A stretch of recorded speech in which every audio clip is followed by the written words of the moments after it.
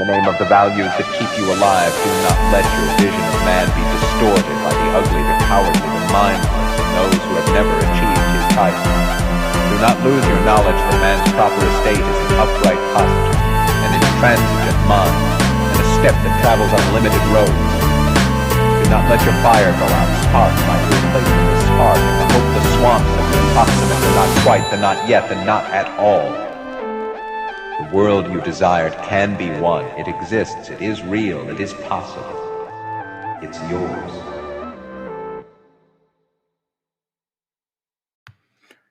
Hey everyone, thanks again for tuning back into the Crypto Economy podcast. We're going to jump right back into part 2 of our interview with Nick Agar, the founder of AXIA Coin. Thanks so much. Ease of use. I know you guys even have a physical card that people can use to pay for things. Yeah, 100%. And that's really, what we want people doing as well, right? It's like, again, you should be utilizing this, as your preferred currency, as money. And because you're going to get so much more value out of it. Yeah, absolutely. So speaking of the value you can get out of it, I think it's probably time we touch on the pretty massive ecosystem that you guys are building out. I know you have over sort of 17 software products and apps that you're starting to roll out or have rolled out already. Could you maybe just touch on some of those and why you're building it and what they do and how they'll enhance the AXIA ecosystem for your members? Well, again, it's all about usage and as well as approachability, accessibility, driving that velocity to play up those economics of the reduction of supply, the increasing in the reserves happening simultaneously. So with each thing that is brought to market, that's exactly what it does. So we've talked about the bank as one of the, we'll call it, businesses, applications, platforms, but there's so much more beyond that. We have this NFT marketplace, but the NFT marketplace is also very different in the sense that with AXIA, the fees are being burned. Again, providing more value. And this is where the enhancement of purchasing power gets played up in the sense that even if it doesn't sell well within the system, for whatever, let's say I create an NFT, but now I'm getting more value out of other people creating NFTs, right? Because again, the playing up of the economics, right? I'm actually getting more value of people using the bank and then looking at all the other things where, well, there's also a decentralized exchange, which has all of these features and functionality where as well, what's going to happen? There's going to be coin burning with that. That's where the fees go. So it's actually enhancing holdings. So all this decentralized activity that's happening in our system, like imagine having this bank account where your holdings are actually increasing off activity that has nothing to do with you. It's totally unrelated, completely decentralized, right? Yeah. And this is, let's say, what makes the decentralized exchange more favorable. Then we have a browser where now, instead of with Chrome, right, they're taking all of our data, and we'll speak about the integration with UBI, I'm sure as well.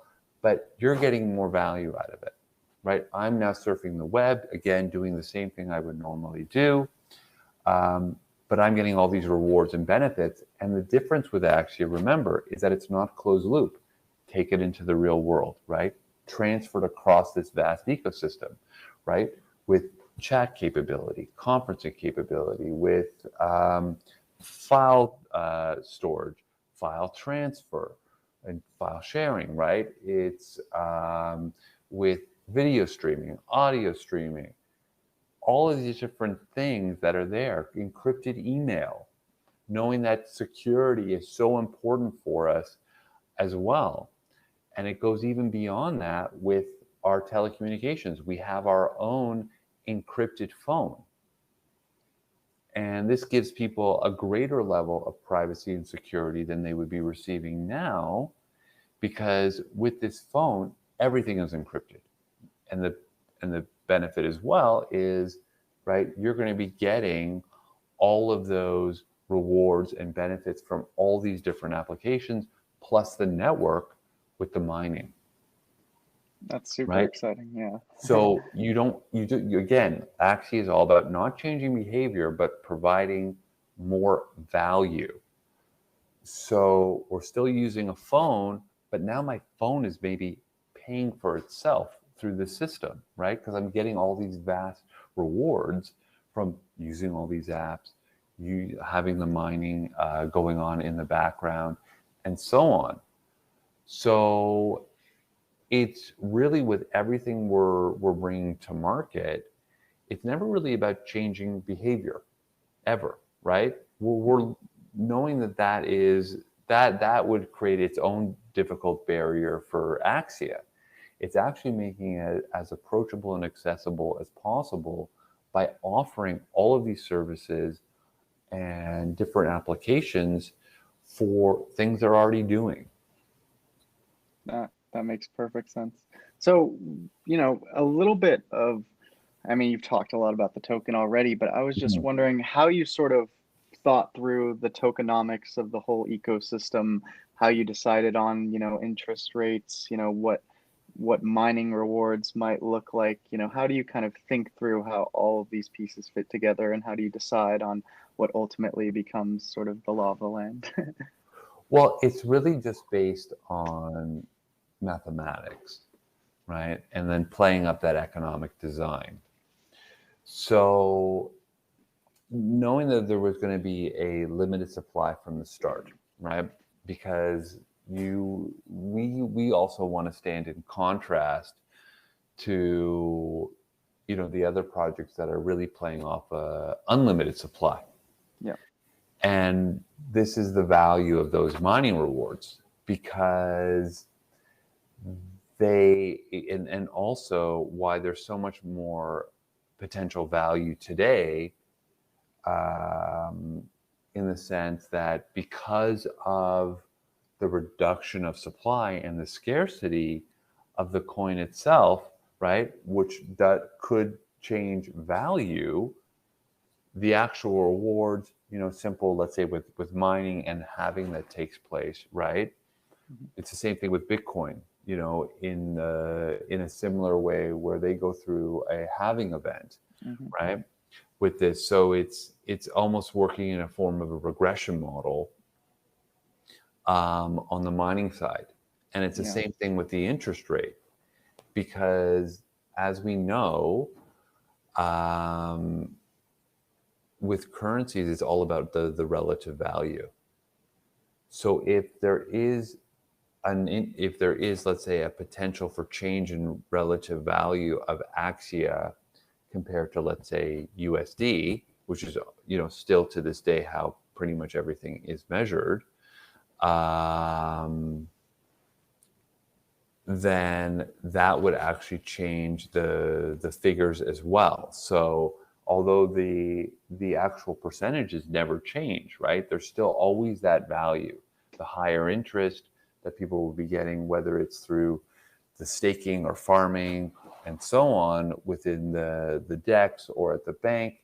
There's always that value, but then there is the potential for even greater value due to this constant decrease in supply of the coin, where things could eventually become fractionalized pretty significantly because of the potential velocity in the system. But again, that asset supporting structure is constantly increasing, especially if there's the velocity behind it.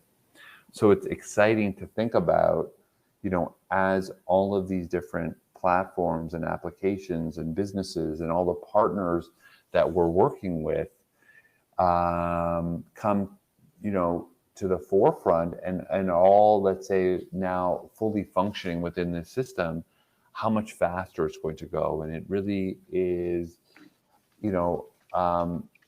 somewhat similar to like a perpetual motion machine, in the sense that it won't be constant, though. It actually could just be increasing velocity on an ongoing basis. So it's actually, when we talk about the token economics, it's very exciting for myself and our team just to see how that's going to play itself out over time. Yeah, I'm super excited to watch it play out too. I love sort of all of the thinking that's gone into it, and I think it's all set up in a way that's, going to bring about some success. When you talk about, the AXIA reserve, what exactly is the reserve when you talk about that? Well, the reserve is essentially what is being tokenized in the system. So if you, let's say, had Bitcoin, or you, let's say, had US dollars, or because AXIA coin is a currency, right? And so, or even potentially if you had gold or something of that sort, that's being tokenized. And it's being converted into AXIA. And so that, because it's very different, right? In, let's say, other projects where they may be taking in capital and utilizing that to finance their project. Yeah. Whereas here, if you're participating with AXIA, it literally is just a simple conversion, right? Whatever's being converted into the system, that builds up the reserve, right? Yep. So that's let's say whatever's being tokenized within the system, right? And it really could be anything. And now with the wider existence of all these other forms of tokens and coins, if they're created through our system with Accelerator, right, that could be part of the reserve as well, right? Gotcha. Yeah. So there really is no limitation, and that's really what we're moving towards, is tokenizing everything that we can, right? Yep. Even data, but the reserve will just continue to grow through all these different processes because, again, people are utilizing the phone. So there could be a simultaneous coin burning of AXIA coin where there's reserve increase, right? Yeah. In terms of, well, I'm utilizing this phone, I'm doing things with this phone, I'm paying for my phone, there's a reserve, like people at the bank, right? But the benefit is now your holdings can be enhanced due to, one, this decentralized activity, and two, through this constant burning of the coins with a potential for the simultaneous increase in the AXIA reserve. Yeah, gotcha. No, I think that answers all of our questions for that one. Do you guys, you spoke a little bit about data. Do you have any notable partners, and sort of how have you approached partnering with different companies in the industry, and how do you expect those partners to push AXIA forward? That's an interesting question coming from you, Mark. Yeah, one might say. Well, I think we have a very special partnership with UBDI, and this is something that we both can be talking about, especially with the long-term vision is there. But from where it came from with AXIA, again, we're always just trying to provide value, and that even includes people's time and attention. Because right now, I feel we are voluntarily giving away this asset, which is our time and attention. And, when you look at these, mega companies, whether it's, actually, I won't name them in this podcast because everybody knows who they are. Yeah.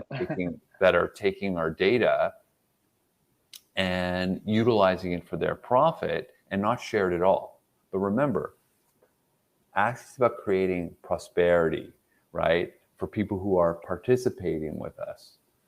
So we feel, especially as a nonprofit, that's all should go to, that value should be going to the community. And this is a way of doing that. So when people are using our applications, and then it can expand beyond that, they can voluntarily choose to get rewarded for their time and attention, wherever it may be going. And then working with, UBDI, it's really, I think, a significant enhancement on that. Yeah, I couldn't agree more. And I think our time and attention are only becoming more valuable as there is more competition to get in front of us and understand us. And I think it's Hmm. worth it for people to take that time to start to realize, that that value is theirs to decide who to share it with. Yeah, Um, exactly. But at least what we're giving people is ownership. So with Axia, we're democratizing money, right? Because the individuals and even businesses like participating, they're the ones who are empowered, right? The value is going to them. They're, it's all due to the community. And it's the same thing with data, right? And the great thing about UBDI, I feel in many ways decentralizing the entire industry in the way of how even the buyers of data um, can be getting more value out of what they're trying to access. And as the individuals or corporations are also getting more value at the same time because of that bridge, that portal that has been created. Now there's the opportunity to always ensure that you have 100% on the metrics you're looking for, right? yeah. So if we're looking for a certain group of individuals, right, in certain age range, certain region, whatever it may be, and I want them to watch this ad, or I want to have information about it because they've volunteered, because they want to be receiving the benefit, the reward. Now they would only get that if they follow through in terms of providing whatever is required, even maybe watching an ad or filling out a survey or something of that sort. So rather than, again, like the regular companies that are offering this service where there's a hope, if I can get 5%, that would be great. Yeah. Now it's always at 100%. Yeah, And that's, absolutely. I mean, there's so much value really in terms of how we can expand on this, working with, yourself and UBI. Absolutely. I'm very excited about that. And Yeah. 5% if you're lucky. I think Brave is very excited with their, 6% open rate. So Right. it's crazy world. Yeah. Well, I mean, again, Um, that's what makes our browser so much more advantageous because there's so many more ways to earn rewards as well. absolutely. Yeah. Absolutely. Um, so have you had any, notable investors or people supporting the company that have sort of been particularly helpful? And did these people maybe help you, decide which global regions to start with, or, were there any other considerations, regulatory or otherwise, that helped you sort of decide where Axia is going to launch and how? Well, it's interesting that you asked that question because as I mentioned before, this has been such an iterative process, and a lot of it has been due to, I'll describe them as early adopters, maybe rather than investors. And Hmm. because of their own experience or networks, they obviously, see so much value in, what Axia is doing, and not just in terms of the economic design, but really the positive impact that can come out of it. And it wasn't as much that they wanted to be associated with it, because that was important, but it was also how they could really enhance it through their networks. So if you're looking at how we moved into telecommunications, that would be one thing. How we've moved into certain regions, and let's say in Asia or in Europe or in Africa or wherever, we've been helped so much along the way by such wonderful people that really want to see us fulfill our potential, our mission of really trying to make things better for people all around the world. Yeah, that's awesome. And it's great that you found a group of people. There's this industry, you have such a passionate sort of underbelly of people who really believe and understand the problems and Mhm. are willing to put their money where their mouth is when it comes to solving them. And it's It's pretty inspirational. Yeah. If you Fully could, agree. and this is kind of an aside, but if you could maybe buy one crypto company, or it doesn't have to be crypto either, what would it be?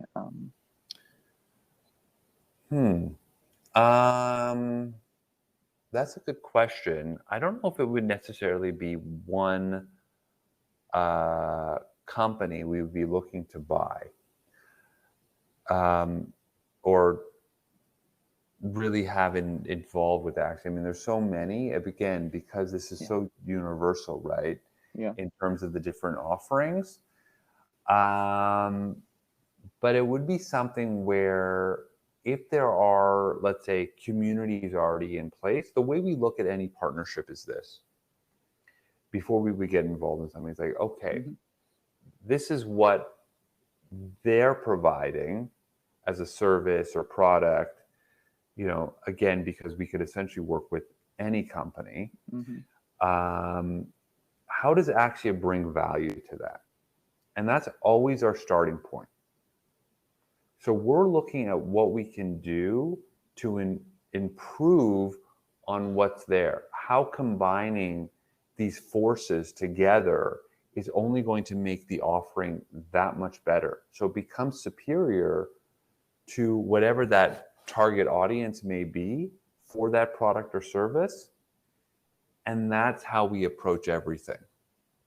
So we've also been lucky because other companies have approached us, but we also like to align ourselves with organizations and companies that are also providing what we see as positive impact, right? So we like really environmentally friendly companies and how we can be working with those. We like also innovators in technology, and always looking to stay out on the forefront, knowing how important that is, as well as look again, just speaking about UBDI, how we're essentially taking something and that's already in existence, knowing that we can create something that makes it so much more valuable for the individual, right? And not allowing everything to go specifically to the few, but now being distributed to the many, which should, because now there are more contributors, more people being productive, more people participating, only create greater prosperity for everyone. Yeah. And that those are the really key things that we look for. And I would assume it also sort of just helps get the word out and get more people exposed to 100%. AXIA as well. Are there sort of other, plans that you have to help get the word out about AXIA? I know a lot of people here probably haven't heard of you yet. So, Yeah. what are your plans to make sure more people know about you guys? And Well, is that something you plan on doing soon or in the future? Well, I think that is something that we're really going to be looking to promote very, very heavily. We have, I would say, some great partners for that. Certain, I'll say even key opinion leaders or influencers, or and just speaking of us, but also you astutely said this, is like dealing with larger communities, right? Yeah. And with these communities, they also will be able to spread the message and really what AXIA is bringing to market and what that they can get out of it for participating, right? So it's something where there is nothing that we won't look into. Again, knowing what our mission is to spread this what we see as positive impact as much as possible. So whether it's even in traditional media or non-traditional, in all of there's that, but then there's also tying ourselves to different partners in different communities that'll really be an enhancement upon that as well. Yeah. And ultimately, the best marketing is just a happy customer telling his friends. So 100%. Word of mouth is the way to go, and it's been, proven over time. So that's why, we want to really provide something that is easily differentiated from the market, because the way I see it is, and we've talked about this a lot, is that AXIA really wants to stand in contrast to a lot of the things that are currently available. And it's going to be about, having someone, what we want is that to them to be fully informed, right? Yep. And then once they're in that position, make a decision that's in your best interest.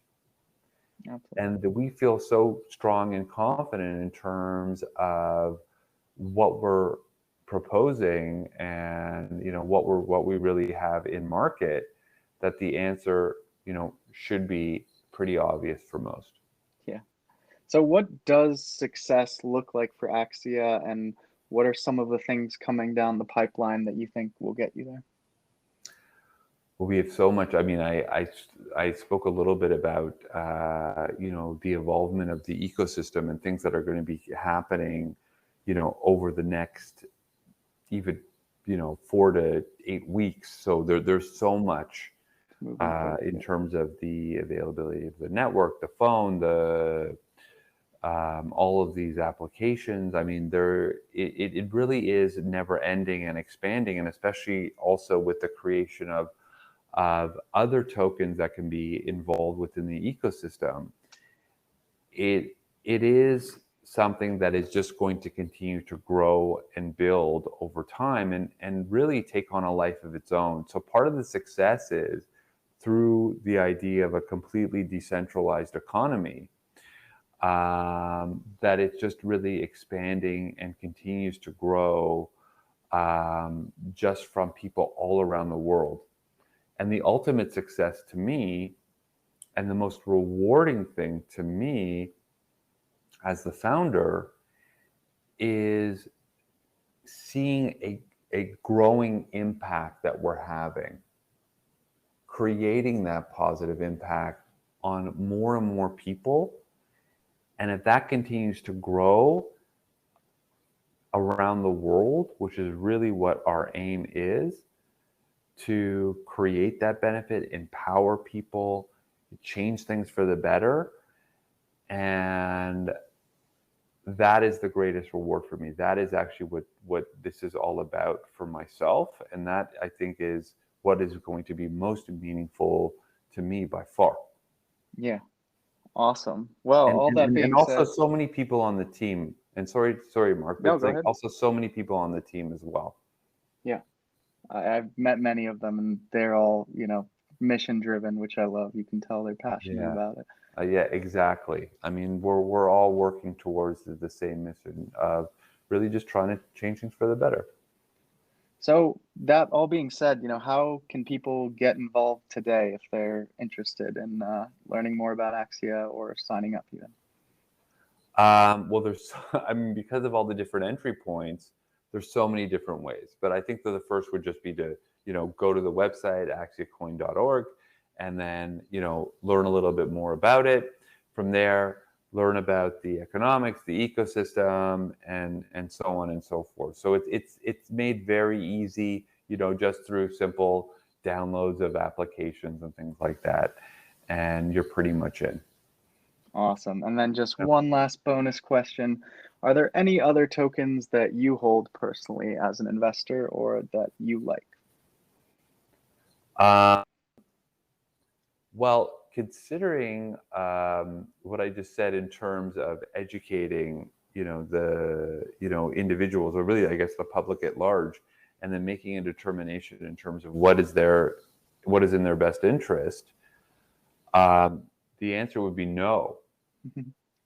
And, when I look at the overall offering of AXIA and what's there, the economic design really plays itself up. I mean, I don't know of anything that can offer a better store of value, but also have the utility that AXIA can offer, right?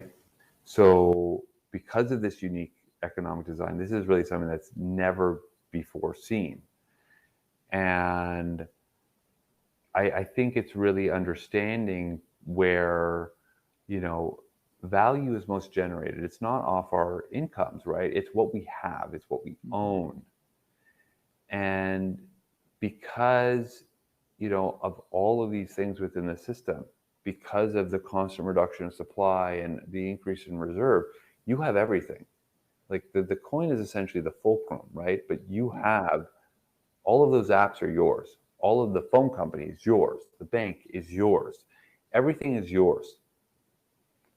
And that is ultimately what AXIA is giving to people. And at the same time,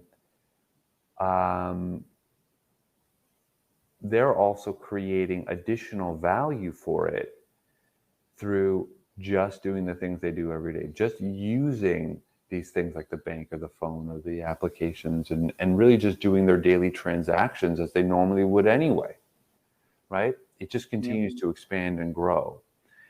And so when you ask, like, what else is out there that can offer this, especially with these kind of economics, I don't think there is really anything out there. So this is my preferred currency. Well, on that note, thank you so much for stopping by the show, Nick. And thank you all for listening. I encourage you guys to check out axiacoin.org. We'll leave some links in the description so you guys can take a look for yourselves and find out more ways to get involved. Thanks so much for coming on, Nick, and hopefully we'll find a time to do it again. Yeah, that would be great. It was a total pleasure, Mark. Thank you so much for having me. Anytime.